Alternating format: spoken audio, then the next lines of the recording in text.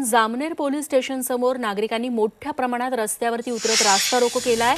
जामनेर तालुक्यात 6 वर्षाच्या चिमुरडीवर अत्याचार करून तिची हत्या करण्यात आली। या आरोपीला पोलिसांनी 15 दिवसांनी भुसावळ शहरातून ताब्यात घेतलं।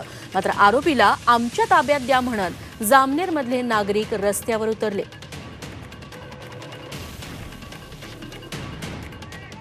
जळगावच्या जामनेर मधली ही दृश्य आहेत। रस्त्यावरती या नागरिकांनी ठिय्या दिला। इथे 6 वर्षाच्या अल्पवयीन मुलीवरती अत्याचार करून तिची हत्या करण्यात आली। त्या आरोपीला तब्बल 15 दिवसांनंतर ताब्यात घेण्यात आलेला आहे। मात्र त्या आरोपीला पोलिसांनी आपल्या ताब्यात द्यावं अशी मागणी संतप्त ग्रामस्थांनी केली आहे।